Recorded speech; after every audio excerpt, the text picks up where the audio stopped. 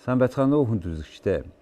Өнөөдөр манай de facto нэвтрүүлгийн зочноор олон улсын Knowledge Associate компани удирдлагын зөвлөх ноён Ron Янг оролцож байна.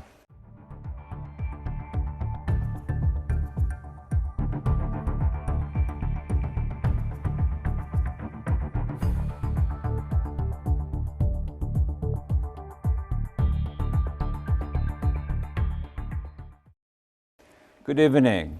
Good evening to you. May I call you Ron, right? Please call me Ron, yeah. Ron, what brought you to Mongolia? One of the things I do is I work with the Asian Productivity Organization. Every member country of Asia belongs to this organization, which is headquartered in Tokyo, intergovernmental, and its mission is to improve the productivity of Asia. And I've been lucky enough to work in 15 of those 20 countries. And what brings me to Mongolia is the Asian Productivity Organization program, which is a workshop on the best practices on managing knowledge. And together with the Mongolian Productivity Organization, we are here to discuss and create more awareness and understanding of the importance of this subject. And knowledge management is itself, knowledge is now becoming independent factor of progress, production, and like many years ago now, it's boosted by information technology. Absolutely. Now we go to we may say that we are flying now into different orbit now. Yes, I believe further so. and higher. And Yes. Why is that important, knowledge management for a country? Well, there are several reasons. One is to deal with major problems, but let's look at the economics. I mean, we come from a history that every nation has to have a strong agricultural economy. It has to have a strong industrial economy. And then, as you quite rightly say, since the 60s, we've now had information and communication technologies which have enabled us in new ways to work with what we now call the knowledge economy. We're in a global knowledge economy as well as agriculture and industry, as important as they are. More and more people around the world are creating jobs, earning their living through knowledge as a key asset. There's nothing new about knowledge. We've always done our best to manage knowledge, but since information and communication technologies, for the first time in history, we can do it collectively, systematically, and we can create knowledge much, much faster than we've ever before. That's why it's an important new subject. Before we had, real estate, you touch something, you can sell it, give it, change it. And now we have something that untouchable. Yes, indeed. And yet you talk about as asset. Yes. So in a balance sheet, Yeah. would you classify as asset the knowledge? Yeah. You do? I will say this. We're all familiar with tangible asset management. We have devised accounting systems to measure, as you say, what we can see, hear, touch and taste. Yep. But we're in an economy where we're earning income and creating wealth through knowledge. That requires a new knowledge economics. Let me explain. There's a reason. A normal economic theory is based on supply and demand and scarcity of products to fix prices. However, knowledge can be abundant. So we need a new economic theory to support this. Not only do we need that, we need to account for knowledge as an asset. And we're getting better and better around the world. I am involved with the International Standards Organization and the British Standards Institute, where we are now developing, as best we can, knowledge management standards, which will include the better measurement and ultimate accounting for knowledge. You said very interestingly that knowledge economy, where the ordinary, the the economy we used to understand and manage is not working anymore because it's based on supply and demand, or on the scarce supply and demand. The resources, we talk about limited resources management. Now we come to a certain level which is not only not limited, but it can grow progressively, right? Mm-hmm. And then it makes even life more difficult because now you are dealing with the asset, which you cannot touch it. Plus it is not only few, it's a lot, and plus it's a lot. Yeah. How do you see then the management of that? Right, okay, let me give you an analogy which I think is the closest. Let's take electricity. Electricity you cannot see, okay? Mm-hmm. Let's look at the management of electricity in a country. To be effective, you have to look at the electricity generators. What generates electricity? Are we managing those generators of electricity? We have to distribute Very electricity. well comparison, yes. Yeah, we have to distribute it effectively. Generate, distribute, store then it consume, on occasions, store somewhere. And then we apply it, whether we're going to apply it in a TV studio or we're going to apply it to light a bulb or whatever. We're about generating, distributing, storing and applying. Applying, yes. Knowledge, we can do the same. It's like electricity, you cannot see it, but what are the knowledge generators in a company? They're experts, they're collaborative teams, they're communities. We have identified the knowledge generators. What are the distributors? Information and communication technologies will distribute information which we can store, and then we can accelerate the turning of information into knowledge and the application. So we can use that analogy of electricity to start to understand how we can manage the knowledge assets, which are knowledge generators, knowledge distributors, and then database, knowledge storage, and knowledge application. Yeah, applications. And we're getting we're getting much better at it now. Well, you know, you have been working for this knowledge economy for many years. You have been working for World Bank, European Commission, Joint Research Center, Brussels, and you have been helping them with improving that knowledge about knowledge. Yeah. And you were bringing a very interesting kind of scenario, yeah, where this is the way how you manage electricity. You manage to this knowledge, yeah, and how effectively you manage that your electricity knowledge. It will help you how productive you are right now. Absolutely right. And we now talk about knowledge productivity. The Asian Productivity Organization, the Mongolian Productivity Organization are concerned with improving productivity. What we've been doing, and I've been working with them since 2007, is how do we increase the knowledge productivity of Asia? How? Yeah, that's right.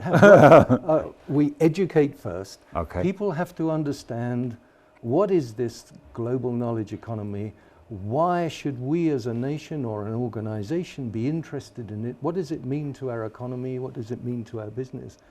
Then we teach them how they can do it. Because on the why, today people have been educated quite rightly to think, why should I share my knowledge?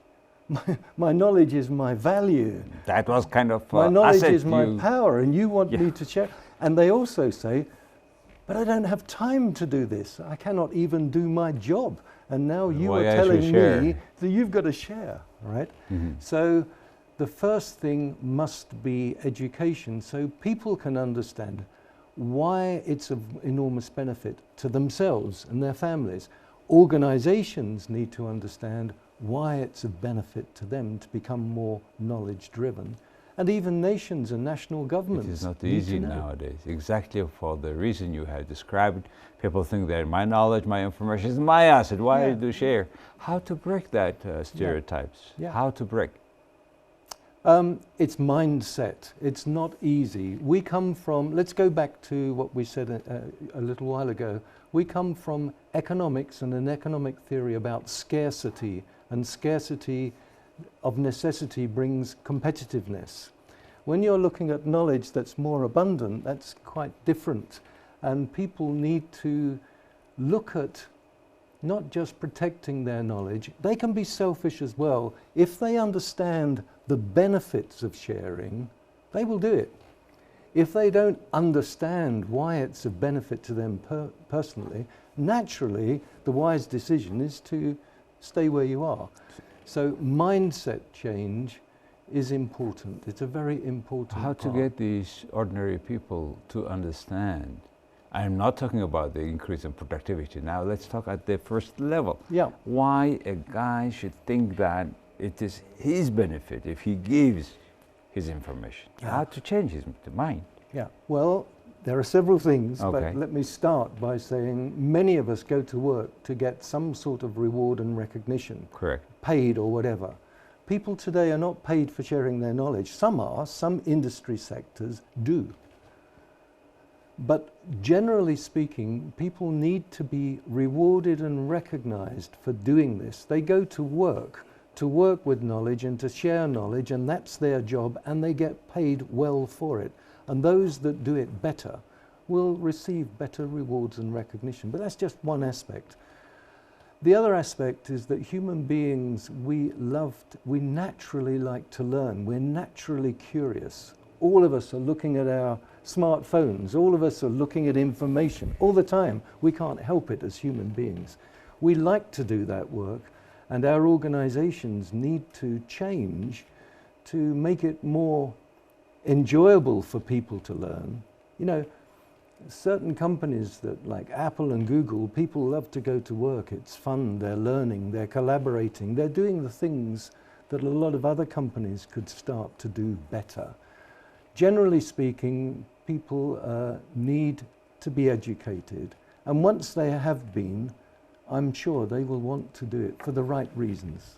Now we are talking about the infrastructure of sharing, getting paid, looking at, feeling the benefits, not only for your society, so that everybody addresses the issue. What is the most difficult part of it? The most difficult part is culture. Why? You know, I'm a great fan of the late Professor Peter Drucker. Yes. One of his sayings was, yes. culture eats strategy for breakfast. You know, what he is saying is you can develop an incredibly powerful strategy, you can have all the best methods, tools and technologies, but if you don't have the right culture, it's not going to happen. So culture is important. Mindset, everything follows from that. But you know, there are other drivers as well. Let me just take opportunity. Another thing that drives me passionately is that if you look at the world, if we look globally, the population is increasing fast. Since I was born, the population has gone from 3 billion to 7.5 billion today. Projections are it will be 9.5 billion by 2020. Mm-hmm. Everybody, as well as food and water and shelter, want a job, want the opportunity to improve their quality of life. Alongside the miracle of technology, technology is automating jobs. So the population is increasing. Yeah. Technology, and I maintain that what can be automated will be automated. What can go on the web will go on the web. But the savior is we have a knowledge economy which is going to create new jobs for what human beings can do well, which is creativity, innovation and knowledge. And technology cannot yet automate that. Do you mean those in Japan? Now they have a hotel, yes, served by a robot, yeah, right? Completely serving, and there are several things nowadays. Even last week, there was several exhibitions where the computer was fighting with you, with the dynamics, the agility. Amazing how they could, well, in that way they can replace a lot human labor. One of the key issues, I work with the European Commission, and right now top of their agenda is that youth unemployment is so high, and automation is taking jobs away from Europe faster than we're creating them. Yes. However, the knowledge economy provides us with tremendous opportunities. So I'm saying another motivator, another driver is if we get into our education systems at the early age, into the curriculum, we can create job opportunities and people who are equipped to earn income from this global knowledge economy. I think that's going to be an increasing driver in the future. Yes, as soon as they know where they can use that knowledge. Yes. You should be very specific, otherwise theoretically they cannot have a breakfast out of it, today. Right. Spain, 60% of youth unemployment.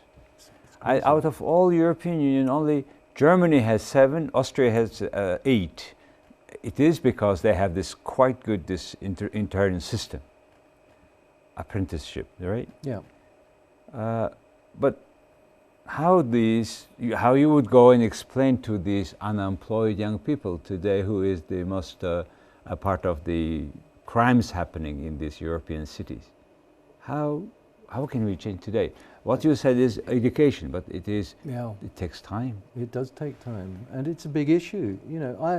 The number of frustrated young people who are highly educated, who have university degrees, several languages, cannot get a job. Yep. Why? Because our educational curriculum is designed for the industrial economy, to create people who can thrive in the industrial economy. But we need more of, I'm not saying our universities and education doesn't teach about the knowledge economy, but not enough. We need to change our education curriculum to create more and faster. And the other thing we need to do is we need to encourage and educate people to become entrepreneurs. Far more entrepreneurial. For knowledge economy. Yeah.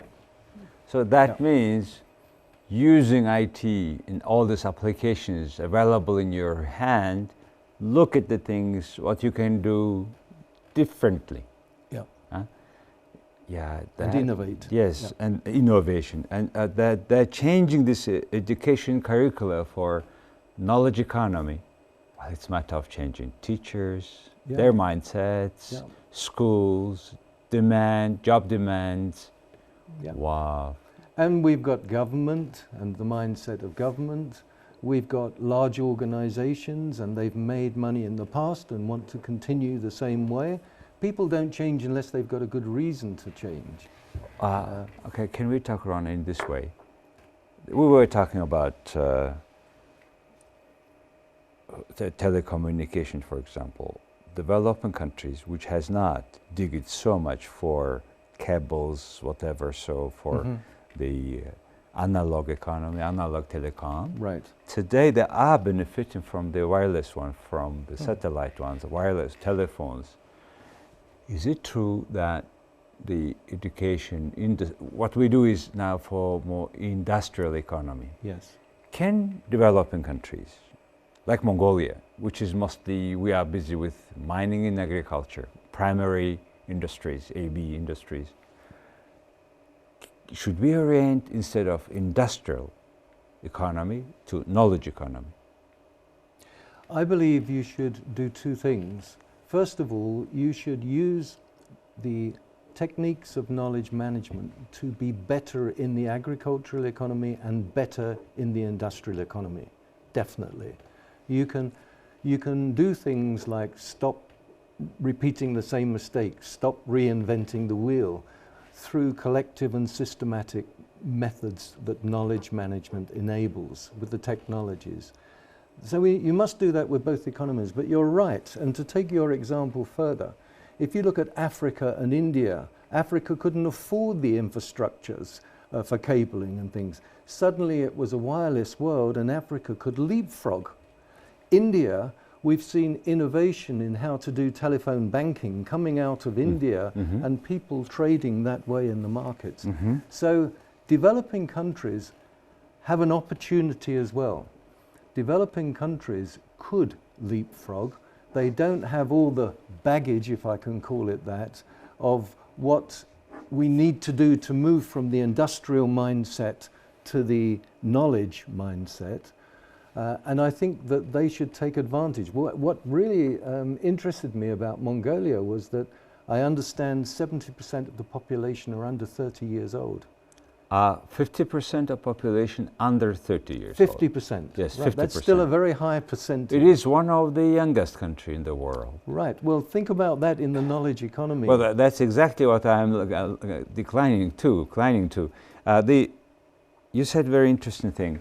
How about techniques of knowledge economies to be used for our traditional economies, where Yes. still people are busy, like animal husbandry, Sure. growth of their productivity. Yeah. We talk about hay, their skis, their whatever you take from animals. I think, for example, instead of having a herdsman who is going after herds, instead they can control in a certain way through GPS. Yep. They know exactly, instead of sending one person, you can control now somehow. In New Zealand, they control the dog. And dog runs all this herdsman, the herds come, sheep come back.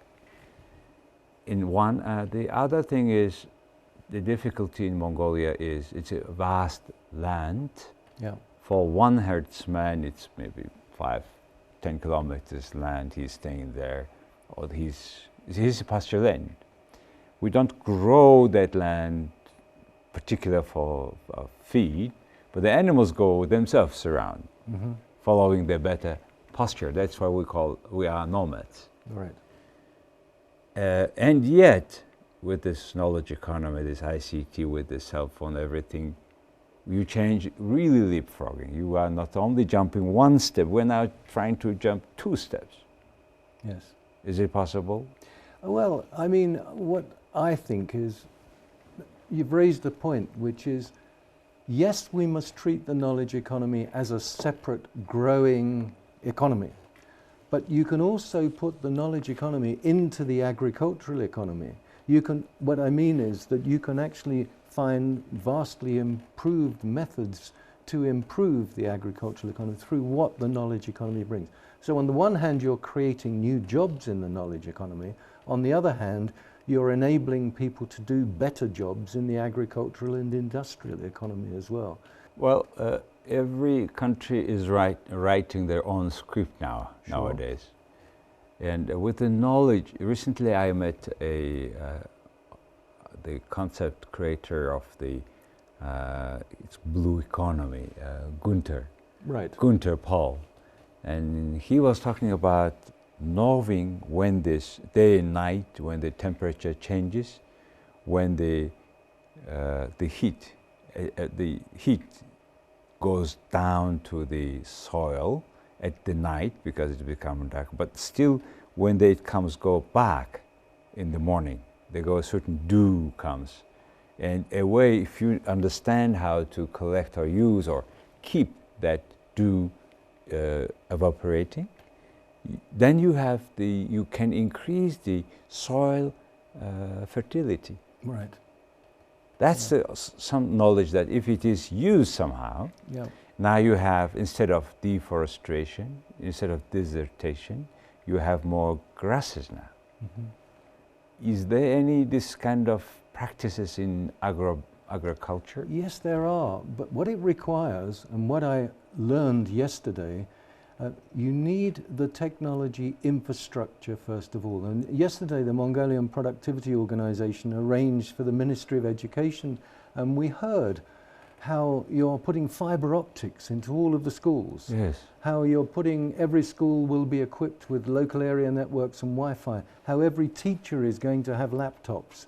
If that is pervasive in society, then it's going to enable this innovation. One thing that I do not doubt is the creativity of individuals. I think it's individuals that doubt themselves, but every individual, as far as I'm concerned, is creative. Give them the power to do that, and you will see the innovation. Ron, you made a wonderful remarks on changing our mindset, understanding the opportunity, and changing our school curriculum for knowledge industry, knowledge economy, and get ready, not only government, but everybody, in particular individuals, to be innovative. Right. Very good message. Thank you very much. You're very welcome. It's my pleasure. Thank you, sir. Thank you. Thank you. За хүнд үзэгчдээ өнөөдөр манай de facto нэвтрүүлгийн зочноор энэ мэдлэгийн эдийн засаг гэж энийг хайхтар чухал юмны тухай, бидний хүсэн хүсээгүй ирж байгаа шин ертөнцийн тухай энийг мэддэг ийм томоохон мэрэгжилтнийг Монголын бүтээмжийн төвийнхэн авчирсан байна. Тэгээд энэ хүний сайн ярьсан зүйлүүдийг дор бүрнээ анхаарах хэрэгтэй гэж би бодож байна. Хувь хүнд хизээч байгаагүй боломж нэгдэж байгааг та бүхэн анзаараарай. Баярлалаа. Баяртай.